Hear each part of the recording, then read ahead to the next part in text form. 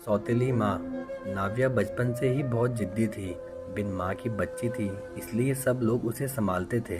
दादी की तो लाडली थी। उसके पापा सचिन की दूसरी शादी करने का प्रयास चालू था, पर यह 7 साल की बच्ची कुछ ना कुछ करके अपने पापा का रिश्ता जुड़ने नहीं देती थी। उसकी दोनों नानी और दादी उसे समझा समझा कर थक गई। बेटा, सभी सौतेली माँ बुरी नहीं होती, और हम हैं ना।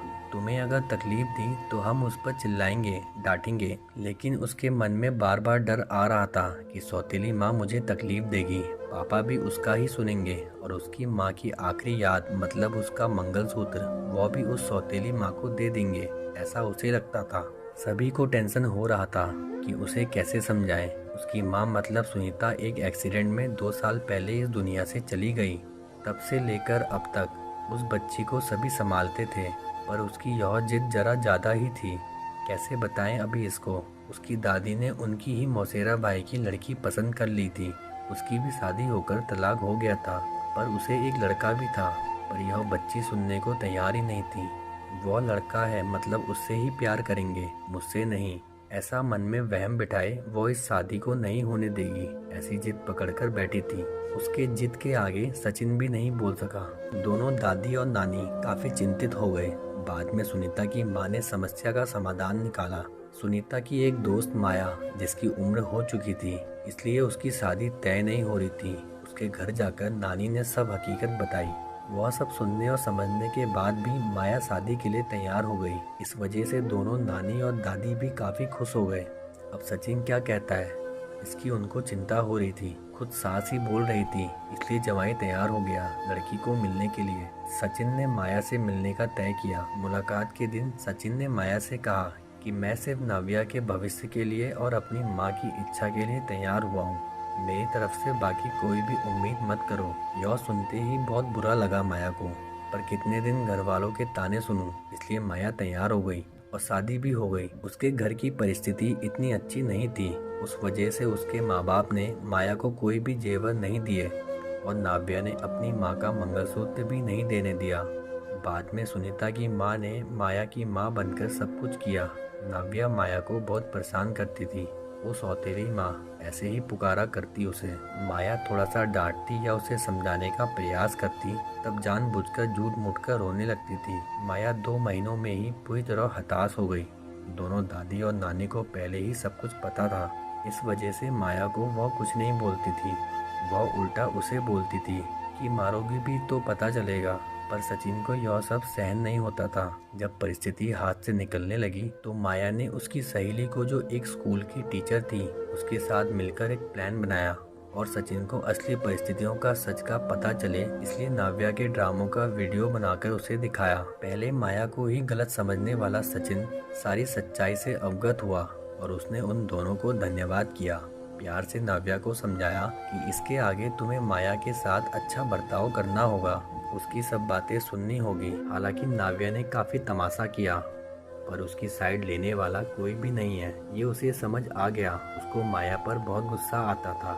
माया उसे बहुत समझाती थी। धीरे धीरे माया और सचिन का रिश्ता भी सुधर रहा था, पर पति पत्नी जैसा रिश्ता उनमें नहीं था, और वो सचिन ने उसे पहले ही बता दिया था। माया को बहुत बुरा लगता था। उसने अपनी इच्छाएं अपने मन में ही दबा दी। नाव्या को उसने सौतेलापन कभी भी दिखाया नहीं, पर नाव्या मात्र उसके साथ झगड़ा ही करती थी। धीरे धीरे नाव्या बड़ी होती गई। सचिन हमेशा काम करने के लिए बाहर रहता था। माया नाव्या के साथ हमेशा तत्पर रहती थी। उसने नाव्या को बहुत प्यार से समझाने की कोशिश की, पर माया को हमेशा असफलता मिली उसमें। सचिन की माँ हमेशा बीमार रहती थी, उनकी वो देखभाल करती थी। उन्होंने एक बार माया को बुलाकर बताया, मुझे बहुत चिंता होती थी इस नाव्या की, पर अभी नहीं होती। तुम हो ना, अभी मेरा कुछ भी हो जाए चलेगा, पर तुम्हारे लिए मुझे बहुत बुरा लगता है। जिस बच्ची के लिए तुम इतना करती हो, उसकी उसे कीमत ही नहीं है। तभी माया मुस्कान के साथ बोली, नाव्या को देखते हुए बोली, उसने मुझे हमेशा गलत ही समझा। हमेशा की तरह नाव्या ने माया से बहुत झगड़ा किया। सचिन के घर आते ही उसको सब झूठ बताया, पर उसने भी नाव्या को ही सुनाया। गुस्से में नाव्या ने खाना भी नहीं खाया। माया ने भी खाना खाया नहीं। नाव्या को समझाने के लिए गई तो माया ने कहा, मुझे तुम्हारी माँ की जगह नहीं चाहिए। उसकी आखिरी निशानी मतलब उसका मंगलसूत्र भी नहीं चाहिए। मुझे सिर्फ तुम माँ बोलकर पुकार लो। मेरे लिए उससे बड़ा कोई पुरस्कार नहीं होगा। जिस दिन तुम ऐसा करोगी उस दिन मुझे ममता का गहना मिल जाएगा, वही मेरा पहला गहना होगा। पर नाव्या सुनेगी तब ना। जैसा था वैसा ही सब चालू रहा। कई दिनों बाद दादी की तबीयत बिगड़ी। उन्होंने सचिन को बुलाया और कहा, माया बहुत अच्छी लड़की है, वह कभी भी भेदभाव नहीं करेगी, तुम उसको अपनी पत्नी की तरह स्वीकार कर लो। उसकी भी कोई उम्मीद होगी तुमसे, वह पूरा करो। ये आखिरी शब्द बोलकर दादी चल बसी। सचिन को माँ के वो शब्द कान में गूंज रहे थे। महीना हो गया, तब भी वही शब्दों का विचार करके गैलरी में शांत बैठा था। उतने में माया ने खाना खाने के लिए आ रहे हैं ना ऐसा बोलकर बुलाने आई। सचिन का सब्र का बांध टूट गया। वह माया की गोद में सिर रखकर बहुत रोने लगा। आज 5 साल के बाद पहली बार सचिन ने माया को छुआ। माया घबरा गई। उतने में नाव्या वहां पर आ गई। इस वजह से वो विषय वहीं पर खत्म हो गया। कई दिनों बाद वापस सब नॉर्मल हो गया। दोनों ही अब शरीर से मन से नजदीक आ गए थे। नाव्या को समझ आने के बाद वह भी जरा अच्छा बर्ताव करने लगी। अभी उसकी 12वीं की परीक्षा थी, इसलिए माया उसके टाइम टेबल सब ठीक से संभाल रही थी। कुल मिलाकर सब अच्छा चल रहा था। ऐसे में उनकी खुशियों को नजर लग गई। सचिन का भी एक्सीडेंट हो गया और वह गुजर गया। अभी माया और नाव्या वो दोनों ही थी। एक दूसरे के लिए।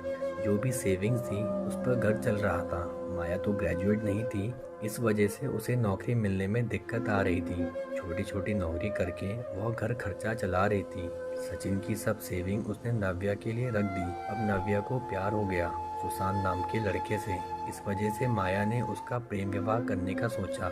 सब लोग अच्छे हैं, नाव्या भी खुश रहेगी, ऐसा उसे विश्वास था। पर सुशांत की माँ खड़ूस थी। सचिन के जाने के बाद उनकी परिस्थिति भी अच्छी नहीं थी। नाव्या शादी के बाद ज़्यादा गहने नहीं लाई, इसलिए ससुराल वाले उसे तकलीफ दे रहे थे। उसकी सास की सहेलियां घर पर आई थी नई दुल्हन से मिलने। तब नाव्या की सौतेली माँ के बारे में बुरा भला बोल रही थी। सौतेली माँ है ना, इसलिए ऐसा जानबूझकर किया होगा, सब कुछ खुद के लिए रखा होगा। और बेटी को लंका की पार्वती बनाकर सिर्फ मंगलसूत्र पहनाकर भेज दिया और हंसने लगी।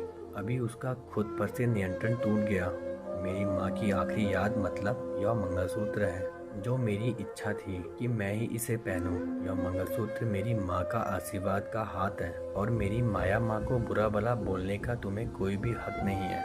आज वो है इसलिए मैं हूँ। उन्होंने मुझे अच्छे संस्कार दिए, डिसिप्लिन सिखाया, संयम और बड़ों का सम्मान। यह सब बातें कोई भी उम्मीद न रखते हुए सिखाया। पापा के जाने के बाद भी उन्होंने कमाए हुए एक पैसा भी खुद पर ना खर्च करते हुए सब पैसे मुझे दिए। कभी भी सौतेलापन उन्होंने मुझे नहीं दिखाया। मेरे लिए उन्होंने खुद का बच्चा तक नहीं होने दिया। पर मुझ पागल को कभी यह समझ में नहीं आया। उन्होंने मुझे सिर्फ और सिर्फ प्यार किया। मुझसे उन्हें एक ही चीज चाहिए थी जो मैं कभी नहीं दे पाई। सब औरतें एकदम सोच में पड़ गई कि आखिरकार वो कौन सी चीज चाहिए थी। उन्होंने नाव्या से पूछा उन्हें क्या चाहिए था। सच में बहुत महंगा गहना होगा, इसलिए तो उसने इतना एडजस्ट किया होगा। बातचीत हो रही थी तब वहाँ माया आई और औरतें खुसर फुसर करते हुए हंसने लगी। माया मन से डर गई। नाव्या ने ऐसा क्या किया होगा जो यह सब औरतें उसे देख रही हैं। तभी नाव्या ने माया को गले लगाकर प्यार से माँ बुलाया। दोनों माँ बेटी सब भूलकर एक दूसरे की बाहों में गुम हो गई। औरतें जब जानापुसी कर रही थी कि तभी नाव्या बोली, आप सबको वो गहना देखना था ना, यही माँ बुलाकर ममता का गहना उसे चाहिए था। माया को तो रोना आ रहा था। दोनों सचिन और दादी की फोटो के सामने खड़े रहकर उनको हाथ जोड़कर खड़े थे। नाव्या ने उनसे माफ़ी मांगी और माँ को कभी खुद से कभी दूर नहीं करूँगी ऐसा वचन दिया। तो दोस्तों, कैसी लगी आपको हमारी कहानी कमेंट करके ज़रूर बताएं। अगर आप हमारे चैनल पर नए हैं तो प्लीज़ सब्सक्राइब करें।